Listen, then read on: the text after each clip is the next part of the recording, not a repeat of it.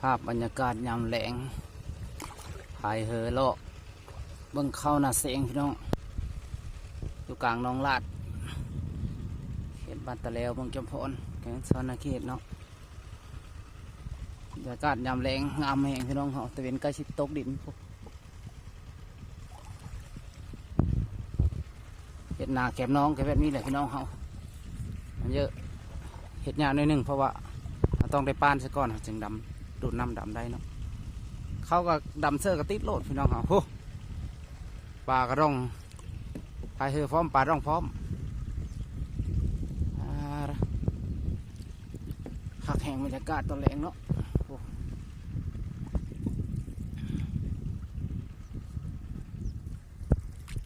ช่วงนี้ก็อากาศร้อนเขาก็ดำซ่าในหนึ่งปีนี้เพราะว่าน้ำมันนานแห้ง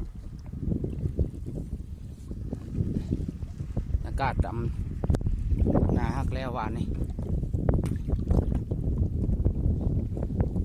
ไอเฮอเลาะเบิ่งกันน้ำย่ำมันเข้าให้หนาพี่น้องถ้ามันเข้าให้หนาเขาก็เลยต้องเลาะเนาะเพราะว่าน้ำทางเลาะนี่มันเลิกกว่าทางไหน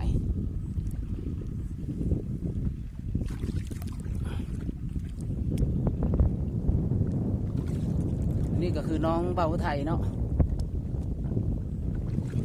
น้องซื้อเอาเนี่ยละพี่น้องแต่ว่ามันเป็นพื้นที่เฮ็ดนาแรงในแคมป์มาเนาะ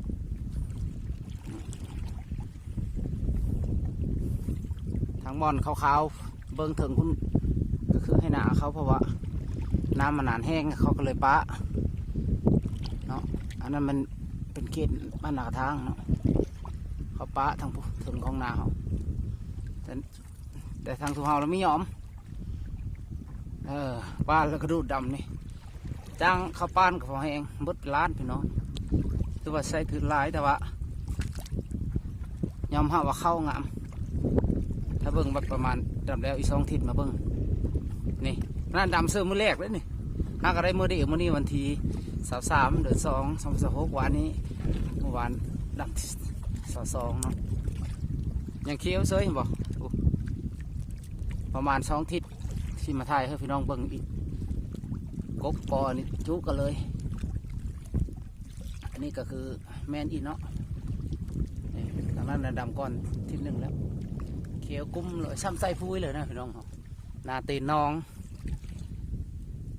โคตรงามเองเรื่องเขาไปไส้พุ้ยนี่ไม่ได้กิน